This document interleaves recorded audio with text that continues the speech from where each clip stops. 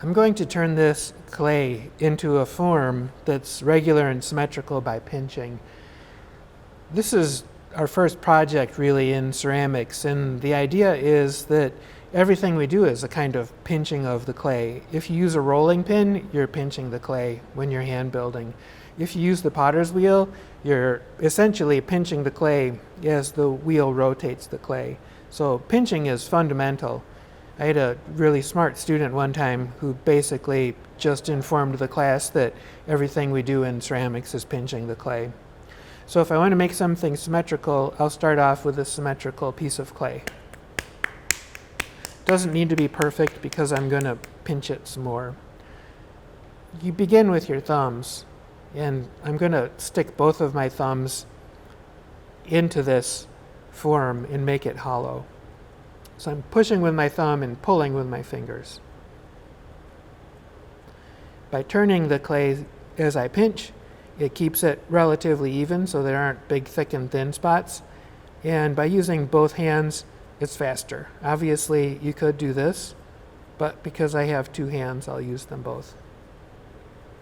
This is about the right size for your first couple of attempts at pinching, because the size that you can pinch is limited almost here by the reach between your fingers and thumb. It doesn't make sense to pinch like this with the piece far away from your eyes. So what I tend to do is hold the clay where I can see it and where it's easy for me to manipulate my hands. So up close is easier. I'm going to try and thin this part first and then work on thinning this. If I cut this in half, you'll see that this is the thin spot and this is the thick spot. Most beginners lose control of the form when they switch from pushing with their thumb to pinching. And the reason is because they pinch from the center straight out like this. If you pinch this way, you'll end up making a plate or a flat slab. So the secret to pinching is to work diagonally. So you can see that I'm moving my finger and thumb diagonally up the side of this form. And you can see that I'm overlapping where I'm pinching. These are the secrets to making this even. If you are very patient, this is very rewarding. And if you're not patient, this isn't for you. Many people who pinch pots find it to be a very relaxing process just because you have to go slowly. It's very meditative. So I've gone once around,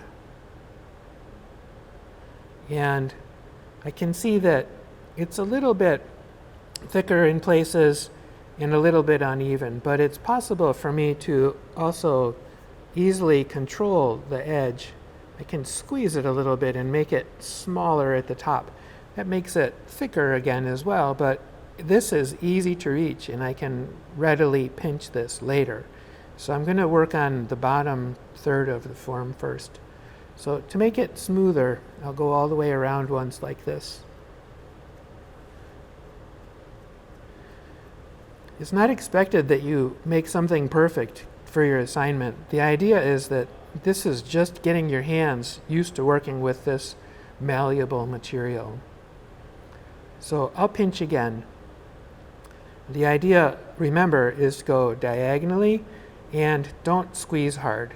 If I pinch hard like this, I'll make something with interesting texture, but it will be difficult to keep it even. So overlap where you pinch.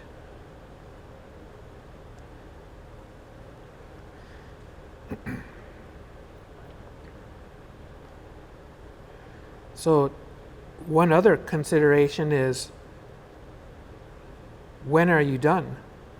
I could stop right here and I'll have an asymmetric form.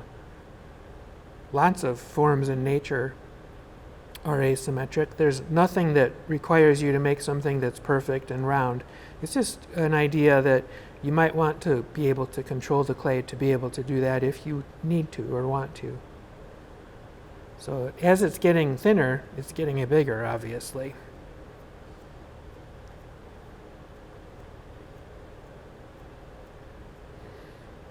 This is about as big of a piece of clay as I can easily control with my hands. So it's a good size to start with. I'm going to squeeze the rim again, and I'll do it in a different way. I'll actually hold my hands together and pinch and push the rim together between my fingertips. Again, this makes the rim thicker, and it will also make it a little more uneven, which I actually think is quite interesting. So that made the top edge smaller. This clay is soft, and in order to be able to control the form better, I need to let it stiffen a bit. So if I flip it over and put it on the table for 10 or 15 minutes, it will be much easier to control. So that's what I'll do.